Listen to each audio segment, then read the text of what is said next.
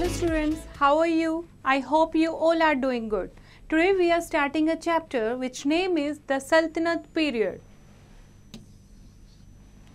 And before starting the chapter, we have to know some important terms. The first one is Mamluk. What is Mamluk? A slave, यानी एक जो नौकर होता था या son of a slave, उसको क्या कहते थे? Mamluk. Okay? Next is सजदा. सजदा जैसे मुस्लिम पीपल जो है नमाज पढ़ते हैं, वो नीचे बैठते हैं ज़मीन पर, उसको क्या कहते हैं? सजदा. Okay. Third is the Chalisa. 40 Turkish nobles का जो ग्रुप था उसको द चालीसा कहा जाता था. Next is policy of blood and iron.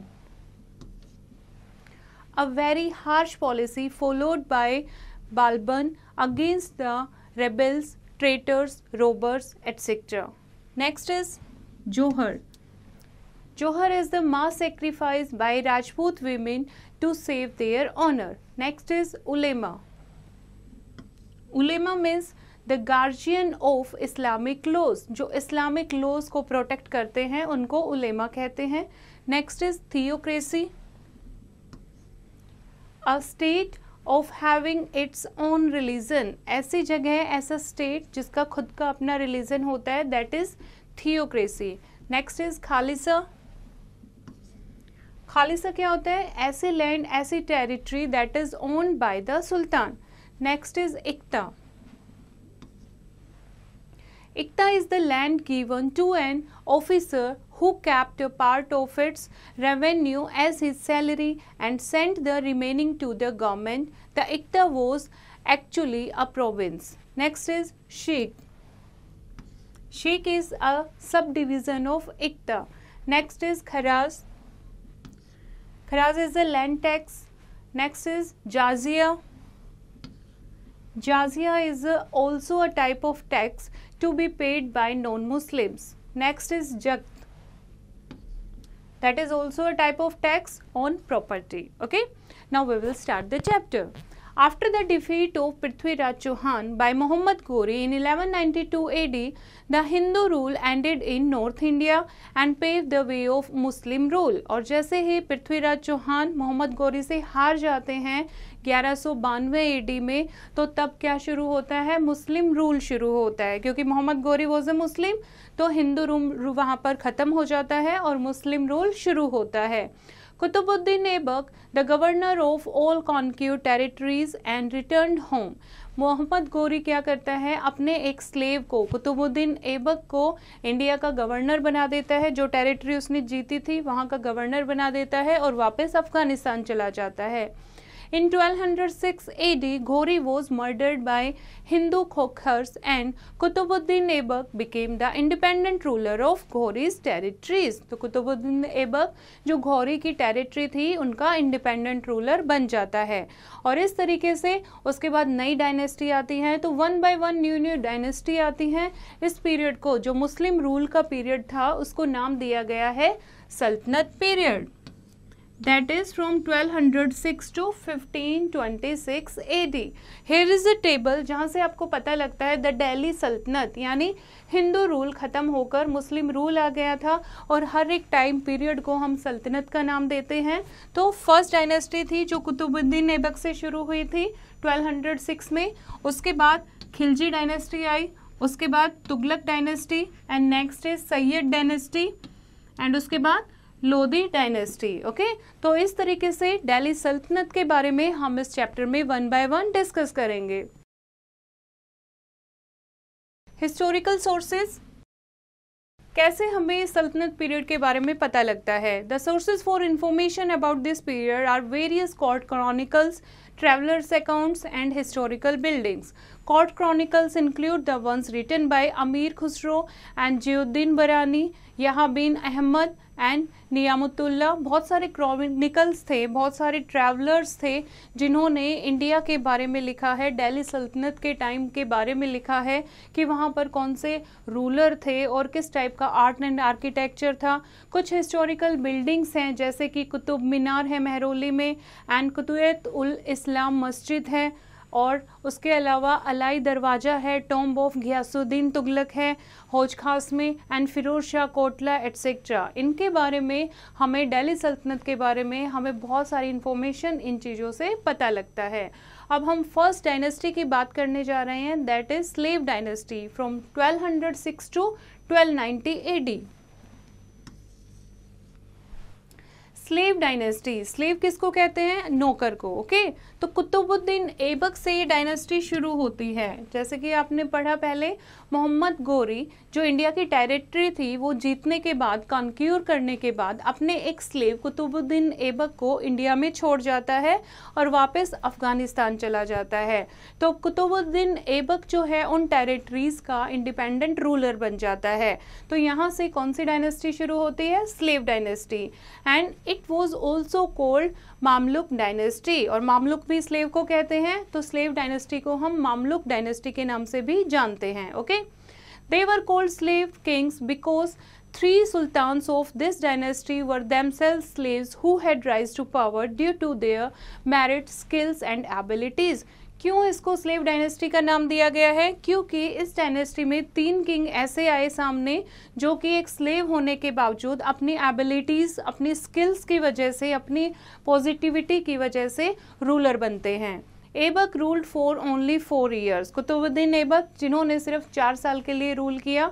He was a generous ruler and gave large slums of money to both Hindus and Muslims, for which he earned the title of तकबख्श और giver of lakhs.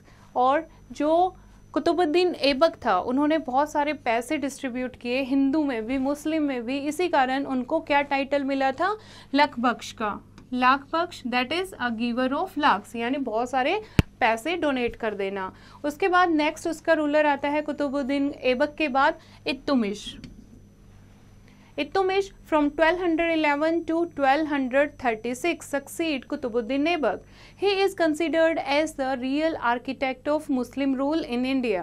He suppressed many revolts and consolidated his empire. He also saved his kingdom from the invasion of Mughal invader Genghis Khan. In 1229 AD, the Caliph of Baghdad bestowed the title of Sultan of Hindustan on him. और बीच में उनको एक title भी मिलता है, that is sultan of Hindustan. He organise the Chalisa को भी उसने ऑर्गेनाइज किया था, the group of 40 nobles. Okay, and और the ruling elite, and also introduce coin currency. Coin currency भी इल्तुतमिश के टाइम पर ही इंट्रोड्यूस हुई है। और आर्किटेक्चर जो इतना ज़्यादा फ्लोरिश हम देख पा रहे हैं मेडिवियल पीरियड का, वो भी इल्तुतमिश के टाइम पर ही फ्लोरिश हुआ। ही इंट्रोड्यूस्ड इक्ता सिस्टम एज वेल। जो टैक्स सिस्टम है, इक्ता सिस्टम है, वो भी इल्तुतमिश ने ही शुरू किया था। Next is Razia from 1236 to 1240 who succeed Iltutmish, and she was the first and last woman Muslim ruler of the medieval world। medieval time की first and last women Muslim ruler थी ये Razia, and she was an able ruler though only for a short period of 4 years। हालांकि ये बहुत able ruler थी लेकिन बहुत ही short period 4 साल के लिए ही रूल कर पाई। हर सक्सेसर वर वीक रूलर। इसके जो सक्सेसर आए, नेक्स्ट जो किंग बने, रूलर बने, वो बहुत ज़्यादा वीक थे। After her death and till the accession of Balban and Niyasuddin Muhammad, another son of Iltutmish, ruled from 1246 to 1286 AD। He was a puppet in the hands of powerful noble, जो कि क्या था? एक पपेट की तरह काम कर रहा था। Ghiyasuddin Balban, a loyal slave of Iltutmish and also a member of the Chalisa, ruled for 20 years। और इसमें एक बहुत पावरफुल रूलर था स्लेव डायनेस्टी में, दैट इज गियासुद्दीन बालबन, जिसने 20 साल तक रूल किया। Now here is an interesting fact. Iltutmish के बहुत सारे बेटे थे, लेकिन उसने रजिया को ही एक एफिशिएंट रूलर माना था, तो उसने रजिया को क्या बना दिया था? रूलर बना दिया था। ओके, क्राउन दे दिया था। लेकिन जो उसके भाई थे वो बिल्कुल भी खुश नहीं थे। उन्हीं में से एक रजिया को मार देता है और खुद रूलर बन जाता है। He is known for his blood and iron policy, and finally destroyed the Chalisa as they were a gang of plotters. He defeated his kingdom from the Mongol invasion. He forced the people to do sajda and piyobs or जमीन बोझ, और वो मुस्लिम religion के लिए बहुत ज़्यादा concern था और लोगों को फोर्स किया जाता था सजदा पढ़ने के लिए। ब्लड एंड आयरन पॉलिसी को भी उसने ही बहुत ज़्यादा फेमस किया and finally he destroyed the Chalisa as well. Now next dynasty आती है उसके बाद Khalji dynasty from 1290 to 320 AD. The Khilji ascended the throne after the Mamluk. Mamluk यानी स्लेव डायनेस्टी के बाद खिलजी डायनेस्टी शुरू होती है, खिलजी को थ्रोन मिल जाता है। This dynasty was founded by Jalaluddin Khilji and he was a kind and generous person. जो जलालुद्दीन खिलजी था वो बहुत काइंड और जनरस पर्सन था, so he could not suppress revolts and lawlessness. His nephew and son-in-law Alauddin Khilji murdered him treacherously and occupied the throne. लेकिन ज़्यादा time ये rule नहीं कर पाया और उसी का जो नेफ्यू होता है और सन इन लॉ होता है अलाउद्दीन खिलजी, वो उसको मार देते हैं और खुद अपने आप को थ्रोन दे देते हैं, खुद रूलर बन जाते हैं। अब नेक्स्ट रूलर आता है जलालुद्दीन के बाद अलाउद्दीन खिलजी, जो कि उसका सन इन लॉ था। was a military genius, एक मिलिट्री जीनियस था। he followed the policy of defense against the Mongol invasion, और एक पॉलिसी ऑफ डिफेंस शुरू की against the Mongol इन्वेशन। later he adopted the policy of expansion. He conquered the kingdom of Gujarat, Malwa and Rajasthan. उसके बाद policy of expansion यानी अपने साम्राज्य को बढ़ाने के लिए उसने किंगडम ऑफ गुजरात को कॉन्क्यूर किया, मालवा को कॉन्क्यूर किया एंड राजस्थान को। He had heard of the beauty of Queen Padmini, wife of Rana Ratan Singh of Chittor. उसने बहुत सारी बातें सुनी हुई थी कि जो राणा रतन सिंह ऑफ चित्तौड़ है उसकी वाइफ जो है क्वीन जो है पद्मिनी वो बहुत सुंदर है। So he attack Chittor and defeated the Rajputs, तो चित्तौड़ पे वो अटैक करता है और राजपूत को हरा देता है। Queen Padmini and other Rajput women committed Jauhar, और क्वीन पद्मिनी और जो बाकी की जो भी राजपूत वीमेन थी वो जोहर कर लेती हैं। जोहर क्या होता है, एक साथ उन्होंने अपने आप को एक पैलेस में बंद करके खुद को जला लिया था। Okay Having conquered North India, Alauddin sent his army led by his Anup general Malik Kafur to conquer South India. The Yadavs of Devgiri and Kakitya of Rangal and Hoysals of Dwarkamudra were subdued and accepted the sovereignty of Alauddin। और उसके बाद south India में अपने general Malik Kujur को भेजता है conquer करने के लिए, जहाँ पर साउथ में जो लोग थे, साउथ में जो डायनेस्टी थी वो उसकी बात को कबूल कर लेते हैं। And as an able and efficient administrator Alauddin took several measures for the consolidation of his empire.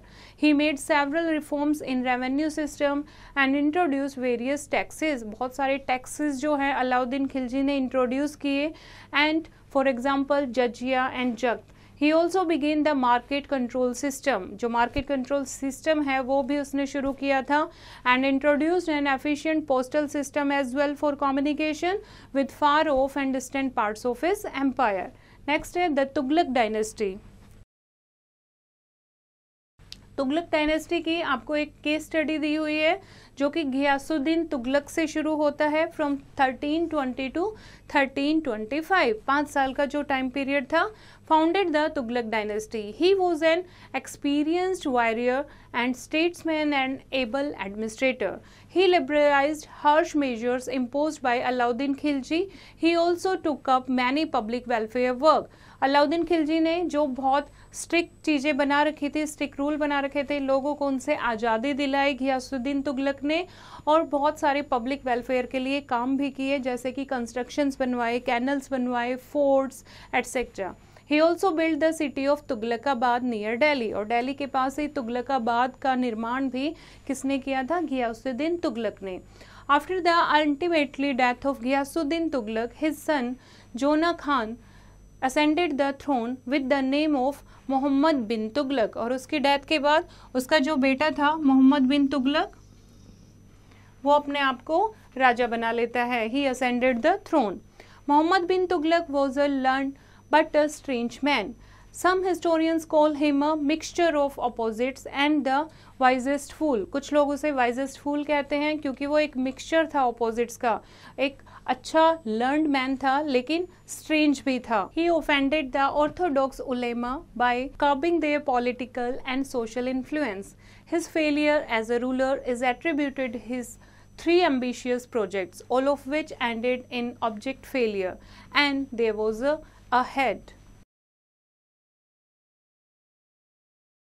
First is, in 1326 AD, he increased the taxes on the farmers of the Doab region to meet the expenses of the army. The Doab region at that time was suffering from both drought and famine, so people rebelled against the order, which was promptly withdrawn.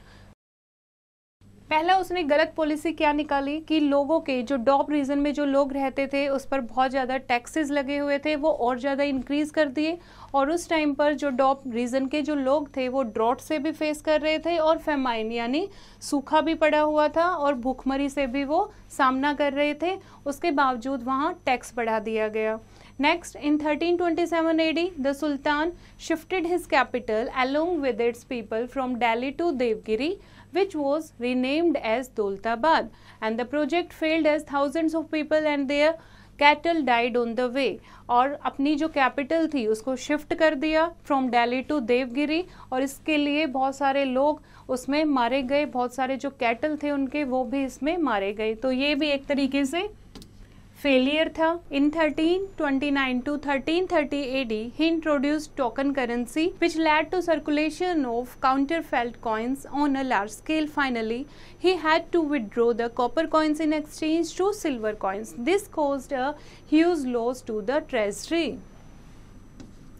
Currency system introduce किया, currency को change किया, token currency में change किया, जिससे बहुत सारा जो खजाना था वो वेस्ट हो गया. ओके, तो ये तुगलक पीरियड का जो टाइम है ये सिर्फ 5 साल का था, इसीलिए हमने इसको सल्तनत पीरियड में काउंट, मतलब ज़्यादा इम्पोर्टेंस इसकी नहीं है. नेक्स्ट हम बात कर रहे हैं सैयद डायनेस्टी की, from 1414 to 1457 AD. That is, Khizr Khan was the viceroy of Timur in India, and he captured the throne of Delhi and founded the Sayyid dynasty. Delhi के थ्रोन को कैप्चर किया खिज़र खान ने, and he founded the Syed dynasty, और उनके साथ ही Syed dynasty शुरू हो जाती है. At the time of his ascension there was सब चेओस इन द रीजन, और जब ये राजा बनने वाले होते हैं उस टाइम इनके एरिया में बहुत सारी वॉर, बहुत सारी लड़ाइयाँ, मिसअंडरस्टैंडिंग चल रही होती हैं. He led several military expeditions to suppress revolt against him and emerged as the most powerful ruler. और उसके बावजूद इन्होंने जो इनके आसपास बहुत सारी चेओस चल रही थी उसको सुप्रेस किया, ख़त्म किया रिवोल्ट को, उसके खिलाफ जो चल रही थी, और एक पावरफुल रूलर के सामने अपने आप को एज अ पावरफुल रूलर अपने आप को पेश किया सबके सामने. उसके बाद Mubarak Shah succeed Khizr Khan, and he was unpopular among his nobles who plotted his murder and succeed. His successors were indolent and pleasure-seeking. Alam Shah, the last Sayyid ruler, abdicated the throne voluntarily in favor of Behlol Lodhi. Now next है Lodhi dynasty. From 1451 to 1526 AD, the Lodhi dynasty was founded by Behlol Lodhi, and its history too is full of bloody conflict. और इनकी जो history है यानी इनके बारे में जो इनके कारनामे हैं वो भी ब्लडी कन्फ्लिक्ट से भरे हुए हैं. The dynasty ruled for 75 years, so long, 75 years तक इस डायनेस्टी ने, लोधी डायनेस्टी ने रूल किया. And he spent most of his time in fighting battles and had little time for civil administration. ज़्यादातर ये अपना टाइम जो है बैटल्स, वॉर्स में ही ऑक्यूपाई रहते थे, बैटल्स में ही रहते थे, तो सिविल एडमिनिस्ट्रेशन, लोगों की तरफ कोई ध्यान नहीं दिया जाता था. His son Sikandar Lodhi crushed all the revolts, founded the city of Agra and shifted his residence there from Delhi. इनका जो बेटा था लोधी डायनेस्टी में, बहलोल लोधी का बेटा सिकंदर लोधी, वो सारे रिवोल्ट को ख़त्म करता है, एक नई सिटी का निर्माण करता है, that is Agra, and shifted his residence there from Delhi. और दिल्ली से खुद ये कहाँ शिफ्ट हो जाते हैं? आगरा में. Ibrahim Lodi succeeded his father Sikandar Lodhi. Sikandar Lodhi के बाद उसका बेटा इब्राहिम लोदी राजा बनता है। His forces were defeated by Babur, who was invited by Lodhi's own nobles and local rulers. और कौन इनको डिफीट करते हैं? बाबर, जो कि लोधी डायनेस्टी के ही कुछ नोबल्स जो थे और कुछ लोकल रूलर थे, वही उसको इनवाइट करते हैं। Ibrahim Lodhi was defeated and killed in the first battle of Panipat in 1526। और फर्स्ट बैटल ऑफ पानीपत होती है 1526 में बिटवीन इब्राहिम लोधी एंड बाबर, और इब्राहिम लोधी हार जाता है। With his fall the Delhi सल्तनत केम टू एन एंड। और इस तरीके से उसके मरने के बाद दिल्ली सल्तनत एक तरीके से खत्म हो जाती है। Now art and architecture. Art and architecture जैसे कि हिस्टोरिकल बिल्डिंग्स जो हैं उनके बारे में हम बात कर रहे हैं। The Turks were great patrons of architecture. They brought with them the art of West and Central Asia. जो तुर्क पीपल थे, तुर्की पीपल थे, वो बहुत ज़्यादा शौकीन होते हैं आर्किटेक्चर के। वो अपने साथ बहुत सारा वेस्ट और सेंट्रल एशिया का आइडिया लेकर आए थे। The sultans employed Indian craftsmen for designing and constructing their building, which gave rise to Indo-Islamic style of architecture। और इससे क्या हुआ? एक नया स्टाइल, मिक्सिंग ऑफ, जैसे हिंदू और मुस्लिम, इंडो इस्लामिक मिक्सिंग एक स्टाइल शुरू हुआ आर्किटेक्चर का। Qutub complex built by Qutubuddin and Iltutmish is the most significant structure in Delhi, and Alauddin Khilji built a new capital near Qutub complex and called it Siri. He also built the Alai Darwaja and the entrance of the Qutub complex. Ghiyasuddin Tughlaq built the city of Tughlaqabad, while Firoz Shah Tughlaq built the Firoz Shah Kotla. The tomb of Ghiyasuddin Tughlaq set a new trend in architecture as its octagonal in shape. The tombs of Lodi Sultans were built inside gardens. और अलग अलग ruler के time पर अलग अलग type की architecture सामने आई, जैसे कि जो आर्किटेक्चर है वो एक ऑक्टागोनल की शेप में आई घियासुद्दीन तुगलक के टाइम पर। Okay, and the tombs of Lodi sultans were built inside gardens. और जो सुल्तान लोधी सुल्तान के टाइम पर जो टॉम बनाए जाते थे वो एक गार्डन के अंदर बनाए जाते थे। Most of the earlier buildings of the Sultanate period lacked correction proportions, and they were also made of bricks and stones and lacked grace. And arches and domes were a specialty of the buildings. Calligraphy was used to decorate buildings, while Quran accepts they are engraved on the walls of the building। और buildings की wall पर engrave किया जाता था और building को decorate किया जाता था एक writing से, जिसको calligraphy कहते थे। तो अलग अलग beautiful building जो हैं आप वो दिल्ली सल्तनत के टाइम पर देख सकते हो। Next है interesting facts, that is about Ziauddin Barani from 1285 to 1357 AD. Ziauddin Barani was the first Muslim known to write a history of India, and he lived for 17 years in Delhi as Nadim, that is boon companion of Muhammad bin Tughlaq. In 1357, he wrote Tarikh-e-Firoz Shahi, history of Firoz Shah, mainly using hearsay evidence and his personal experience at the court. His Fatwa-e-Jahandari, that is ruling on temporal government, was influenced by Sufi mysticism, and the work details of the religious philosophy of history, viewing events in the lives of the great men as signs of divine providence. And according to Barani, the Delhi Sultan from Ghiyasuddin Balban to Firoz Shah Tughlaq, who had followed his guidelines for good Islamic rule, had prospered, while those who had deviated from those prospects had failed. ये कौन था? That is Ziauddin बरानी। इसका कहना था जो भी दिल्ली सल्तनत में जो मुस्लिम रूलर आए हैं जिन्होंने उसकी बात मानी है वो प्रॉस्पेर हुआ है, और जिन्होंने उसकी बात नहीं मानी उनका जो किंगडम था वो फेल हो गया है। He was the first Muslim known to write a history of India. Okay, और 17 ईयर्स तक ये दिल्ली में रहा था नादिम के नाम से, और इसने बुक्स भी लिखी हैं जैसे कि तारीख फिरोज शाही, जो कि फिरोज शाह के बारे में लिखी गई है। Okay, now the next topic is causes of the downfall of the Delhi Sultanate।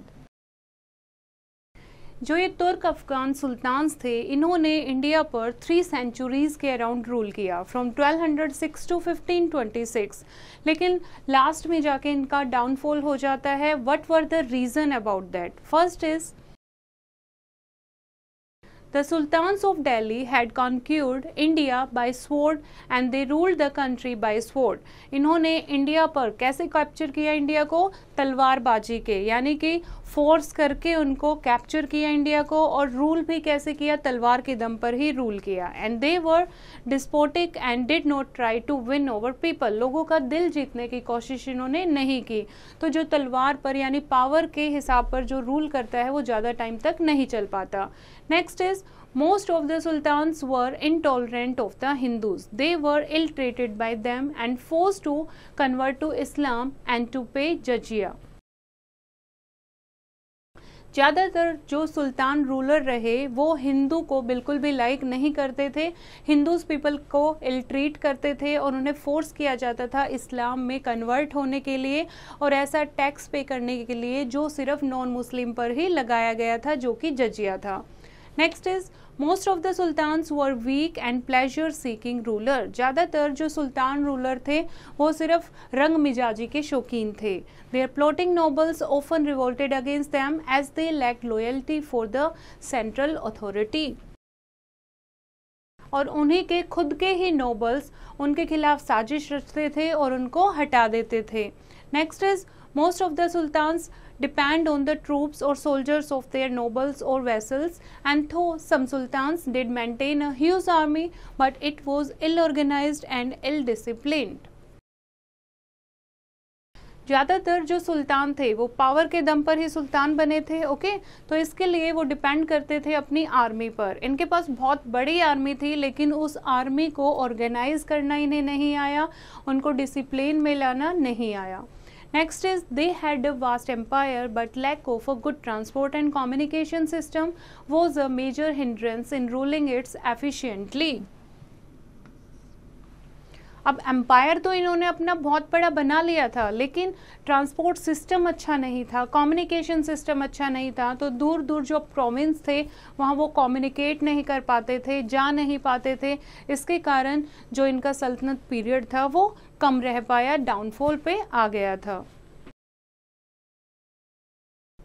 Next is the feudal system proved fatal to them. It created powerful nobles but weakened the central government. Feudal system जो था जिससे जो central government थी वो weekend हो गई थी और जो नोबल थे वो पावरफुल हो गए थे. There was no defined law of succession and hence there were frequent wars and intrigue for the throne. कोई सक्सेसर बनने के लिए कोई डिफाइंड लॉ एंड रेगुलेशन नहीं थे, तो क्या होता था, आपस में वॉर चलती रहती थी, जो ज़्यादा स्ट्रॉन्ग होता था उसको थ्रोन मिल जाता था. The invasions of the Mongols also weakened the empire. उसके बाद जब मंगोल्स इंडिया में आ जाते हैं उसके कारण भी जो सुल्तान एम्पायर, दिल्ली सल्तनत का जो एम्पायर था वो वीकेंड हो जाता है. Timur struck the final fatal blow to the Tughlaqs while Babur put an end to the सल्तनत in Delhi. और इस तरीके से तिमूर और बाबर के आने के बाद जो दिल्ली सल्तनत का पीरियड था वो एंड हो जाता है. Now next topic is about the development of political institution during the Sultanate period. The Delhi Sultanate was a theocracy where Islam was the state religion. Delhi Sultanate वो एक टाइप की theocracy थी, यानी अपना खुद का एक रिलीजन था स्टेट का, that was Islam. Okay? All the resources of the state were meant for the spread of Islam and to convert people. और जितने भी resources थे वो लोगों पर लगा दिए जाते थे, ज़्यादा से ज़्यादा लोगों को मुस्लिम में, इस्लाम धर्म में कन्वर्ट करने के लिए और लोगों को बहुत ज़्यादा इस्लाम के बारे में बताने के लिए. The Sultan was the sovereign head of the empire and commander of the army. जो सुल्तान होता था वही पूरी स्टेट, पूरे एम्पायर का हेड होता था और वही उसकी आर्मी का कमांडर होता था. He was also the supreme interpreter of the law. और लॉ बनाने वाला भी वही था. The ulema interpreted the Quran in favor of the authority of the Sultan. In fact, the ulema was a political force that no Sultan dared ignore, and the nobles to a very efficient check on his power and sometimes became more powerful than the Sultan himself. और कई बार जो Nobel थे वही अपने आप को ज़्यादा powerful बना लेते थे सुल्तान से भी ज़्यादा. The Sultan was assisted in administration by a number of ministers. For example, the Wazir, the Arije Mamalik, the Diwane Risalat and Diwane Quaza and the Sadarus Sudur. Okay, वजीर जो होता था that is act like a chief minister, stood midway between the state and the subjects. Okay, and some of the wazirs became more powerful than the sultan himself. जो वजीर होते थे वो कई बार सुल्तान से भी ज़्यादा पावरफुल होते थे क्योंकि उनका डायरेक्ट कॉन्टेक्ट रहता था स्टेट के साथ. Below the ministers were important officers. अब मिनिस्टर्स के नीचे कुछ इम्पोर्टेंट ऑफिसर्स होते थे जैसे कि वकीले डर और the chief dignity of the royal household and the Sar-e-jandar that is commanded the king's bodyguards, etc. The provincial government reflected the same setup as at the center. The heads of the provinces were known as wali and mufti. जो provinces के head होते थे उनको वाली और मुफ्ती नाम से जाना जाता था. A pargana was headed by an amil. और एक परगना उसको कौन हेड करता था? फिर से बोल रही हूँ, लाइन वो कट गया. A pargana was headed by an amil. और एक परगना को कौन हेड करता था? Amil. Okay, now next is strategies of military control. यानी क्या स्ट्रेटजीज अपनाई जाती थी पूरी इतनी बड़ी आर्मी को कंट्रोल करने के लिए. The army included various tribes and races, for example the Turks, the Tajiks, the Persians, the Mongols, the Arabs, the Afghans, the Indians and the Indian Muslims. जो आर्मी थी उसमें तरह तरह के लोग थे, जैसे कि अलग अलग ट्राइब से बिलोंग करते थे, अलग धर्म से जो बिलोंग करते थे, अलग रेसेस से बिलोंग करते थे. It comprised of cavalry, infantry and elephantry. The cavalry was the backbone of the military establishment. There was no modern artillery at that time. उस टाइम कोई modern artillery जैसे कि अब बंदूकें होती हैं, गन होती हैं, वो उस टाइम पर नहीं थी. जो घोड़ेबाज थे वही सबसे फेमस थे, बैकबोन ऑफ मिलिट्री एस्टेब्लिशमेंट थे. And the foot soldiers, mostly the Hindus and slaves, were called paiks. Mostly जो फुट सोल्जर थे यानी हिंदू पीपल जो थे उनको सबसे लो लेवल यानी स्लेव माना जाता था आर्मी में, और इनको फुट सोल्जर, ना कोई हथियार दिए जाते थे ना ही कोई रिसोर्स दिया जाता था, इनको पयाक्स के नाम से जानते थे. The archers were called dhanuks. Archer यानी कि जो धनुषबाजी करते थे उनको धनुक्स कहते थे. The sultans attach great importance to elephants. The Sultan was the commander-in-chief of his forces. He paid personal attention to their organization and upkeep. जो सुल्तान होता था वो इनका हेड होता था, कमांडर भी वही होता था, वो पर्सनल अटेंशन देता था आर्मी को, कैसे उसको ऑर्गेनाइज करना है, कैसे उसको डिसिप्लिन में रखना है. The central government had, however, little control over the contingents of the provincial governors. Strategies, places and forts on the frontier were garrisoned with seasonal troops and the military officers were paid land grants while the individual troops were paid cash. जो individual troops थे उनको cash में salary दी जाती थी और जो military officers थे उनको कुछ लैंड ग्रांट दिया जाता था, यानी गिफ्ट में एज अ सैलरी उनको एक लैंड का मालिक बना दिया जाता था, वहाँ से वो टैक्स जो लेते थे वो उनकी एज अ सैलरी काउंट होती थी. Now the court, nobility and land control. First is the court. The royal court was usually a part of the royal palace. The court was a big hall which was well decorated and furnished. Hall क्या होता है, एक court क्या होता है, बहुत बड़ा hall होता है जो कि बहुत अच्छा सा सुंदर डेकोरेटेड होता है और फर्निश्ड होता है, जहाँ पर जो राजा होते थे वो मीटिंग लेते थे, एक सभा करते थे.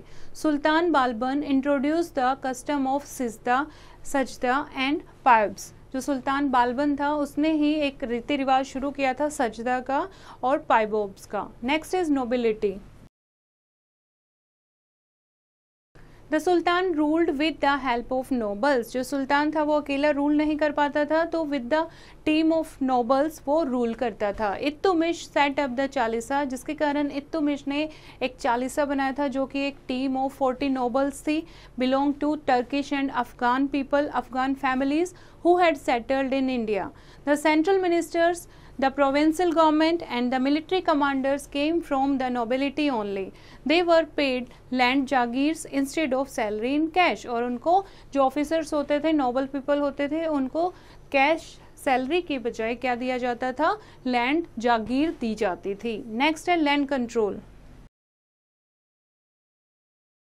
Land revenue was the main source of income of the sultanate. जो मेन सोर्स ऑफ इनकम था प्रोविंस का वो क्या था, land revenue. Okay, land was divided into the khalisa territory. और जो लैंड है उसको अलग अलग डिवाइड किया गया था, खालिसा, इक्तास एंड शिक्स, आमिल. इक्तास क्या होता था, iqtas that is provinces were divided into shiq. Iqta को आगे फर्दर डिवाइड किया गया था शिक्स में, which were further divided into pargana. Okay, a pargana was made up of several villages. Pargana क्या होता था, जो बहुत सारे गांवों को मिलके क्या बोलते थे उसको, परगना. ईच शिक वाज हेडेड बाय एन अमिल. और एक शिक को कौन हेड करता था, कौन रूल करता था, अमिल, जिसको रेवेन्यू कलेक्टर भी कह सकते हैं. While the village headman was called muqaddam. और जो विलेज का हेडमैन होता था उसको क्या कहते थे, मुक्कादम. Okay, in the iqta the muqti assessed and collected of revenue. An officer called khwaja was appointed in each iqta to supervise the revenue. ख्वाजा जो कि क्या करता है, रेवेन्यू को सुपरवाइज करता है, उसको कलेक्ट करता है और मुक्ति के काम को चेक करता है. The Hindu Kings owning allegiance to the sultan were required to pay tribute. Similarly, जमींदार paid a fixed revenue to the government. इस तरीके से जमींदार जो होते थे उनको भी एक फिक्स रेवेन्यू पे करना होता था गवर्नमेंट को. नेक्स्ट है resource mobilisation. The sultans took several measures to increase their revenue resources. कि कैसे रेवेन्यू रिसोर्स को इंक्रीज किया जाए. The chief source of their revenue included ushr, kharaj, khams, zakat and jizya. ये क्या है, ये सारे टाइप ऑफ रेवेन्यू टैक्सेस हैं. ओके, जैसे फर्स्ट हम बात कर रहे हैं उशर की. उशर क्या है, the ushr was a land tax charge on land helds by the Muslims. Okay, जो मुस्लिम्स के पास लैंड होती थी उस पर जो टैक्स चार्ज किया जाता था उसको उशर कहते थे. While kharaj was the tax on land held by non Muslim. जो नॉन मुस्लिम पीपल थे वो जो लैंड टैक्स देते थे उसको खराज कहते थे. Zakat was a religious tax and that's lived upon Muslim only, whereas jizya और toll tax that was charge from non Muslim only. इस तरीके से अलग अलग डिफरेंट क्या बना रखे थे, टैक्स बना रखे थे. बिकॉज टैक्स क्या था, tax is the actual income of the sultanate. Okay, now other sources of income. और कैसे पैसा आता था, There were taxes on import of merchandise and horse besides house tax, grazing tax, water tax and many other minor taxes. Presents and gifts to the sultans by the people, officers, nobles and subordinate rulers made up the other sources of income. इस तरीके से different taxes थे. उसके अलावा जो सुल्तान को gift दिए जाते थे वो भी एक source of income था. Now here is a quick recap of the chapter. During the Sultanate period from 1206 to 1526, 5 dynasties of the Turkish origin ruled over India. The slave dynasty was founded by Qutbuddin Aibak. Iltutmish succeeded Qutbuddin. He is regarded as the real architect of Muslims' rule in India. And Rajia, the successor of Iltutmish, was the first and last women Muslim ruler of the medieval world. Balban is known for his policy of blood and iron. The Khilji dynasty was founded by Jalaluddin Khilji. Alauddin Khilji was a great military genius, a great conqueror and an able administrator. Ghiyasuddin Tughlaq founded the Tughlaq dynasty. फिर से बोल रहे हैं point है. Ghiyasuddin Tughlaq founded the Tughlaq dynasty. Muhammad bin Tughlaq was a learned but strange man. He failed as a ruler. Firoz Shah Tughlaq introduced many reforms and also founded many towns. Khizr Khan founded the Sayyid dynasty. Mubarak Shah was an unpopular ruler due to his punitive measures.